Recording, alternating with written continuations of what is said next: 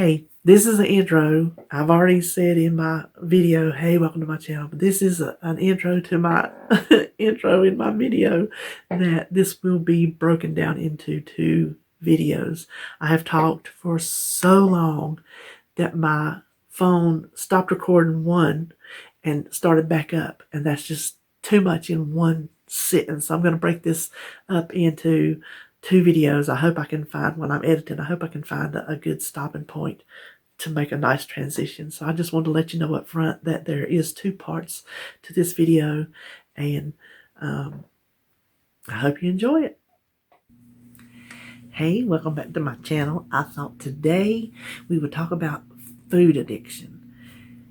Now, I have my notes. I've been not following a plan. Y'all know that I'm like taking a break, but I've been, reading up on stuff and studying stuff and doing some introspective, if that's the word, thinking about my relationship with food.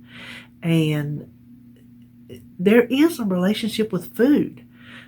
For some people, they can just eat to nourish their body and go on about their business. And then there's some of us who have a food addiction. Now, food addiction is controversial. There are people that don't believe it exists. If you are addicted to food, you don't need them to tell you that it doesn't exist. That's my opinion. The addiction is in the same part of the brain as with drugs. You can go further. You can be addicted to anything. You can be addicted to sex. Kids are addicted to playing games. You can be addicted to shopping. I got that problem. There's all manner of things that your brain can be addicted to. The part that the addiction works on is that dopamine. The food, this is what dopamine does. It's a neurotransmitter. They call it the feel-good transmitter. It's released when your brain is expecting a reward. The example, and this is relating specifically to food. The example they give is, let's say, and that's trigger foods is like what we're going to be talking about, the addiction and the trigger foods. So how this dopamine works, let's say your trigger food is, it gives the example of chocolate chip cookies. So just by smelling them in the oven baking or seeing them come out all nice and warm and gooey, your brain says, oh, if we eat that, we're going to be satisfied. And so we eat it and our brain says, oh, thank you for that reward. Now, when's my next one? And then it does a cycle. It gives you that dopamine. It gives you that warm, fuzzy feeling. You were comforted. Your brain chemicals were satisfied. And then it says, okay, let's reinforce that craving. And I'm going to sit here. I'm going to wait till the next time you see it. And we're going to do it again. That is how it works with addiction. So I don't need some group of society that tells me there is not such a thing as food addiction, because addiction alone can come in many forms, and it works in that same part of your brain. So I want to get that out of the way first. Yes, there is food addiction. If you don't have it, maybe you don't understand it. There's people that are able to diet and food is nothing to them. But some of us, food is everything. Even if your brain doesn't, it has the reward, but in your life growing up, food was a reward. You did good, let's go get some ice cream. Oh, you won your game, here's some cookies. Your Christmas stockings are full of candy. You get a cake on your birthday. Food is everywhere for celebrations. So some of us, there are triggers in amongst all that food. And we're going to talk today about maybe some ways we can work on conquering the trigger foods, how we can work on our relationship with food. We have to go with this the same way that a drug addict would. It's just a different substance. Their substance is drug or alcohol. They have steps they have to take to deal with what to do when those things are around me. And the same with food. And I know it's said drug addicts and alcoholics, they don't need drugs and they don't need alcohol, but we need food. That is true, but they still have to work around it the same way we have to work around it. So I'm going to go through some of the things that I read, and a lot of this information I glean it from different sources on the internet. A lot of this comes from Healthline. I like that website. They have a lot of good articles, and their articles are like read over by doctors and whatnot like that. So I do enjoy that website. So while my opinion obviously will be peppered in here when I expound it's my 50-cent word for the day on this information, the steps and the talking points come from that website. So let me turn over here and let's start on these this information. The first thing I want to give you is their 8 common symptoms of food addiction. Now, coffee's an addiction too. I'm not giving up on coffee. We will talk about it at one point in here. We will. Or maybe that not on this video. I also have notes about how to deal with the willpower, how to overcome the all this ties in together.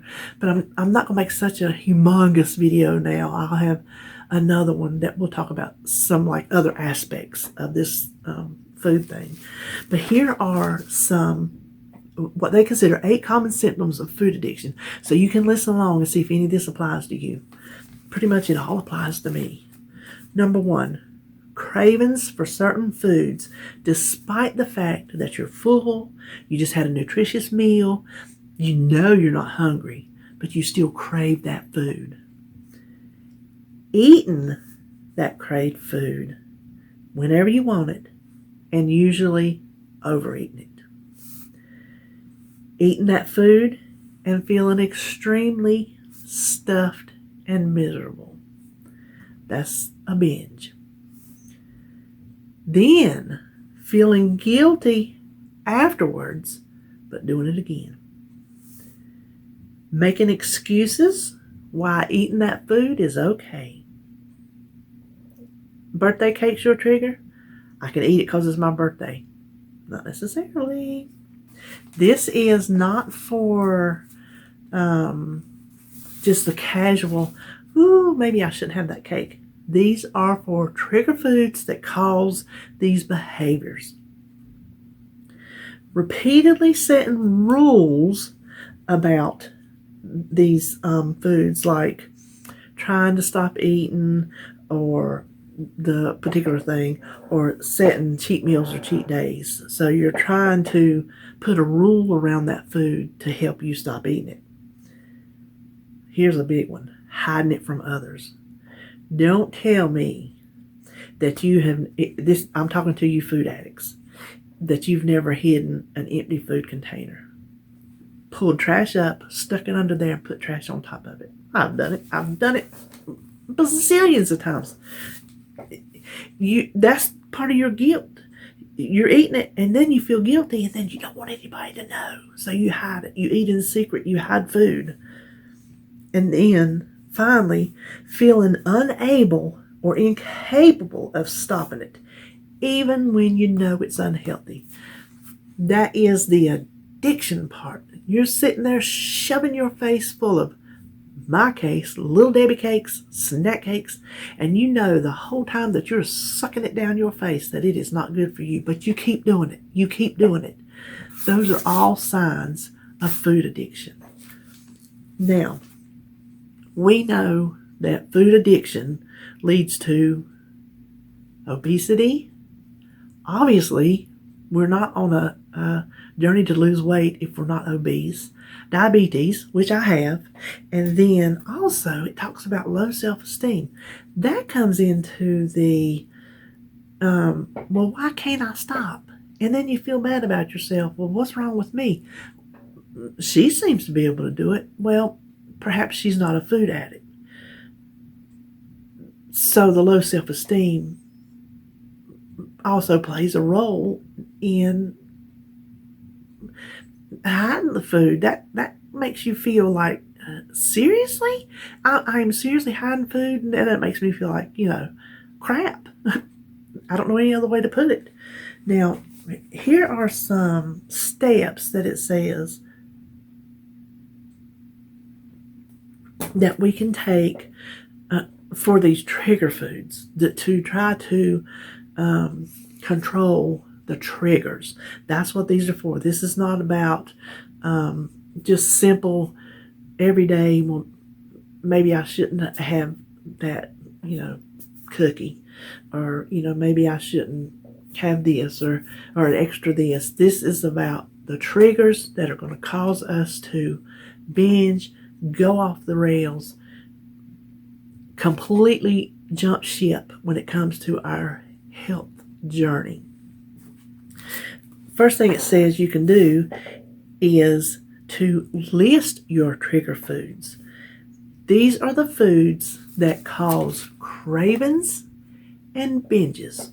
This is not, I sure would like a hamburger. I think I want a hamburger today. If eating a hamburger don't cause you to go off the rails, that is not a trigger food. If eating a hamburger causes you to then eat 3 hamburgers, and then you're going to want to go and get a milkshake to add to it, and then you just go downhill from there, that's a trigger food. For me, I mentioned it, I've told y'all 1,000 times, Little Debbie cakes are a trigger for me. I have to put them at the top of the list.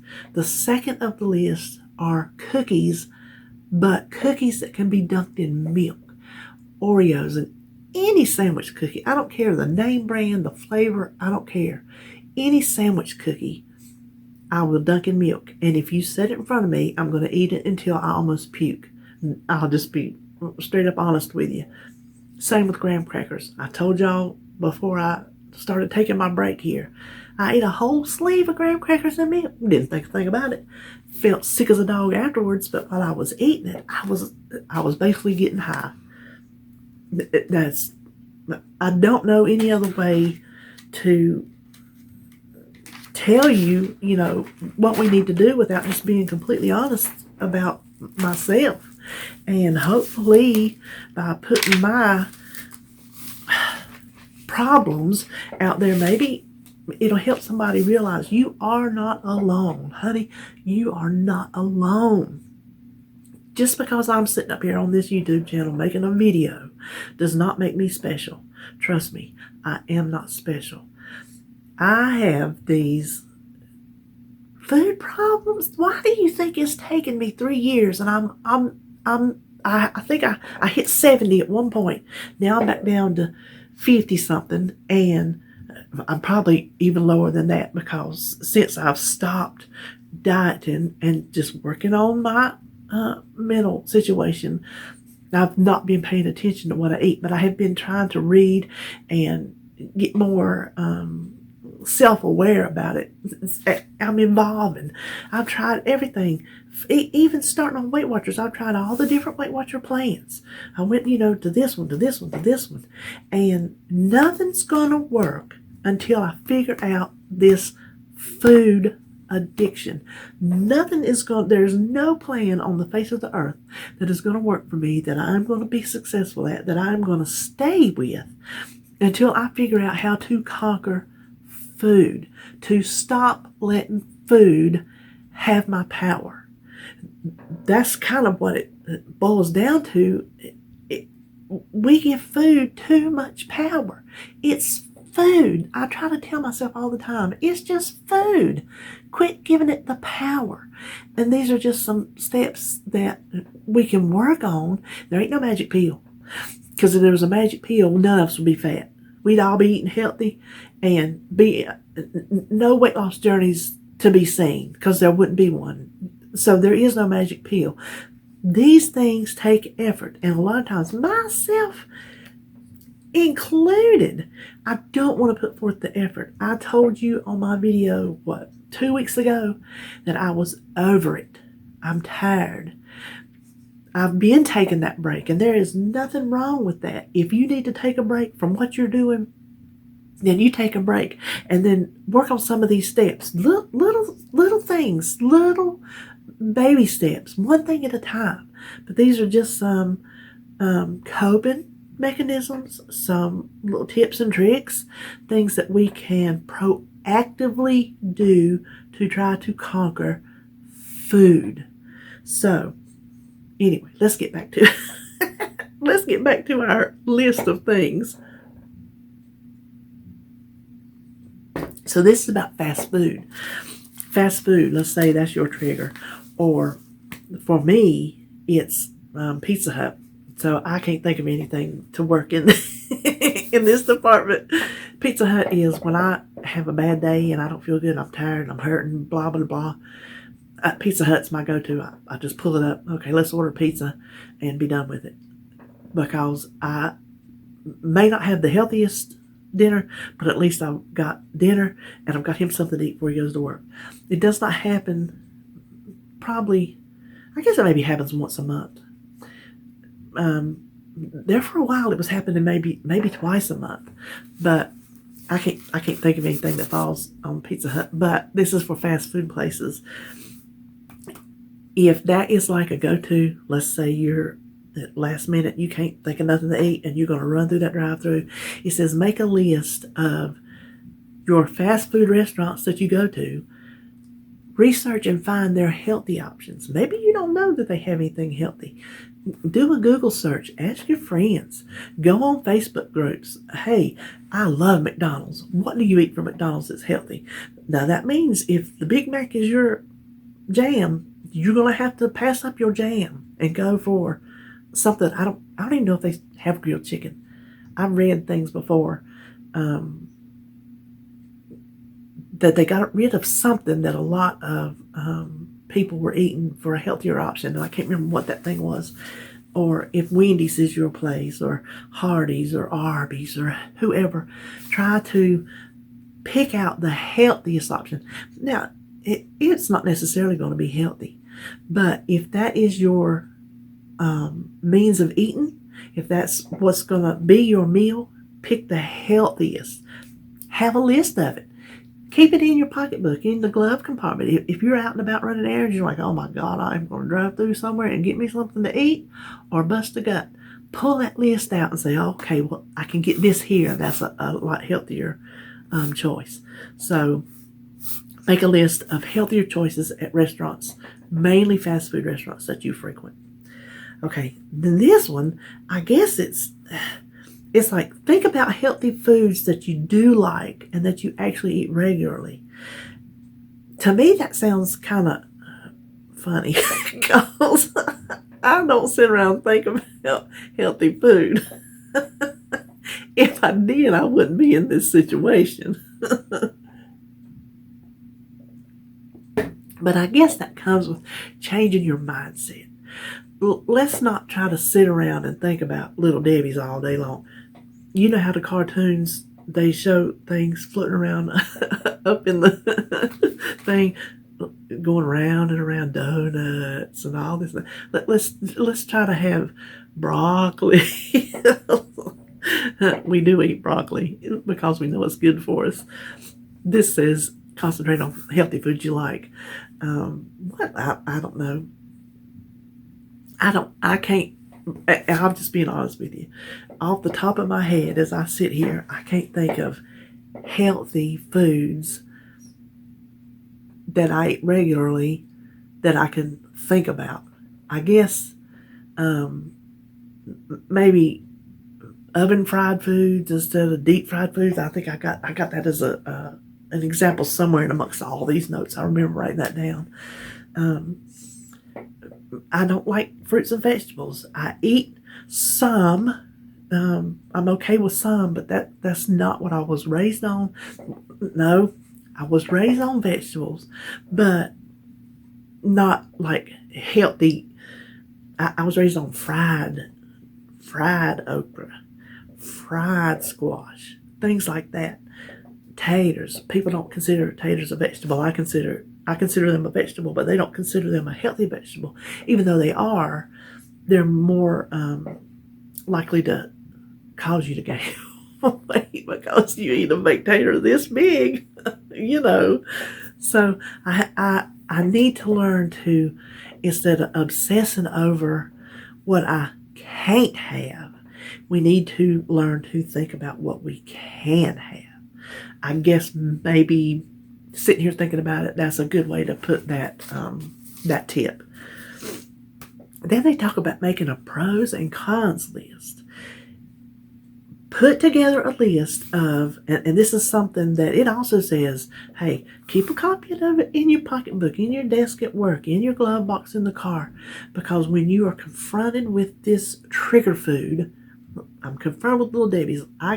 When I go to the Dollar Tree, 9 times out of 10, no joke, I don't even go down the food aisle because the Dollar Tree is full. I go down the food, regular food, canned food, spices. I go down that aisle, but I don't go down the snack or the candy aisle because there are no healthy options that I can see that are not going to cause me to binge or overeat. So even having it with you then, if you're at the Dollar Tree and you're like, I'm going to go down that aisle, I'm going to look for some sugar-free candy. Well, look at all the crap you got to see before you get to the sugar-free section. Even sugar-free candy can make you want more. I call them things my gateway drugs, you know. So it says, make a list of when you're confronted with that trigger food, here are the pros for not eating it. I'm going to be healthier. I'm going to live longer. I'm going to try to stave off diabetes. Those are some pros. Cons. But if I don't eat it, I'm not going to get to go out and have ice cream with my family. If ice cream is my trigger food, if I don't eat it, I can't enjoy family time. Yes, you can. We think this is all part of our power. What was another one? Not having certain things at special occasions, like I was saying earlier, birthday cake, not having birthday cake at a party, or always explaining your choices. That can be a con for people. You go out, you're in a social situation, and everybody's ordering all these big fatty appetizers, and that's mozzarella sticks. I don't know why that came to my head because it's not my trigger food. Mozzarella sticks is your trigger food, and here they're ordering mozzarella sticks and chicken wings and all this, and you're sitting there. Maybe you're going to order a salad for your appetizer, having to explain to them why you're not eating that. That's a con. So what you have to do, and it says no matter how vain, no matter how much, if I eat that Little Debbie cake, my ass is going to look like a hippo. It already does. That could be one of your reasons. It does not matter what your reasons are. Your reasons are your reasons. They don't have to make sense to another living soul. Not another living soul. Just you. So when you're confronted with that, I'm at Dollar Tree and I see those Little Debbie cakes and they are calling to me. Of course, they're Mrs. Freshley's. They're just as good. Trust me, her Swiss rolls are the bomb. And I'm confronted with, oh my God, I am going to give in. I'm going to get it. I'll just have one now, one, couple of days from now. Get out that list. If you look stupid standing in the store reading a list, if that's what it takes for your health, then that's what it takes for your health. And you read, if more pros outweigh, how's that go? If your reasons for not eating it outweigh your reasons for eating it, guess what? Don't eat it. If you got a list, because getting that list out just puts it in your mind. You've already made your list. Listen, we don't. There might be a case that somebody's cons will outweigh it, but our pros are gonna outweigh. They're just going to. But having that list can help put it back in the front of you. You'll forget what's on that list, and you'll read something. Oh, so I can fit in this dress for my daughter's wedding. Maybe you forgot about that. Maybe you forgot about your diabetes numbers are this close to being normal, and you want to keep going. Maybe they're way up here, and you still got to get them down. No matter what your reasons are, pull that list out there saying and refresh your memory when you are confronted with that trigger food.